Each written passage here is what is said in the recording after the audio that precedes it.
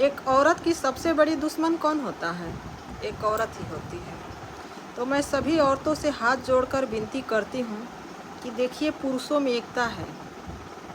पुरुष कभी भी पुरुष की शिकायत नहीं करते हैं और एक औरत हमेशा औरत की ही दुश्मन बनी रहती है। इसलिए न ही देवरानी बनो, न जेठानी बनो, न ननद बनो, न भाभी बनो, न सास बनो, न बहू बनो।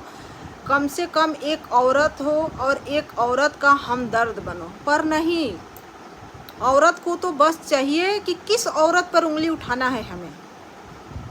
पुरुष इतना समझदार हैं कि जब दो पुरुष लड़ते हैं ना, तो कभी आपस में गाली नहीं देते। वो उसकी माँ को गाली देगा, वो उसकी माँ को गाली देगा।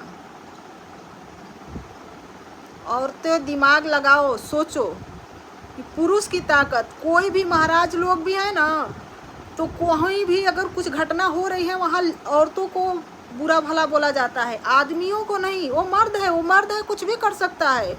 तो औरतों को समझने की ज़रूरत है कि ये पॉइंट कहाँ से है, क्योंकि जब तक औरतों में एकता नहीं होगी ना, इसी तरह से पुरुष फ़ायदा उठाते रहेंगे ज़िंदगी भर। चाहे घर हो, बाहर हो, हर जगह तुम लोग शोषण का शिकार बनोगी। इसलिए आवाज़ उठाना, गलत के खिलाफ आवाज़ उठाना सीखिए, चाहे वो घर हो या बाहर हो। जहाँ आप गलत नहीं हो, आपको अगर जहाँ सेल्फ रिस्पेक्ट की बात आती है, वहाँ पे आवाज़ उठाइए। ये नहीं है कि हाँ चलो उसकी निंदा हो रही तो उसमें हम और सुने। जहाँ भी किसी औरत की निंदा हो रही है, अगर वो औरत गलत नहीं है तो तुरंत उसके लिए स्टैंड लीजिए, चाहे उसके साथ आपका रिश्ता हो या न हो। तभी जाकर लड़कियों को आगे चल के फ्रीडम मिलेगा, आज़ादी मिलेगी। और लड़कों से लड़कों, आज लड़कियों के पास इतना दिमाग है, पढ़ाई में लड़कों से ज़्यादा आगे जा चुकी है, फिर भी हर जगह शोषण उसका हो रहा है। क्यों हो रहा है?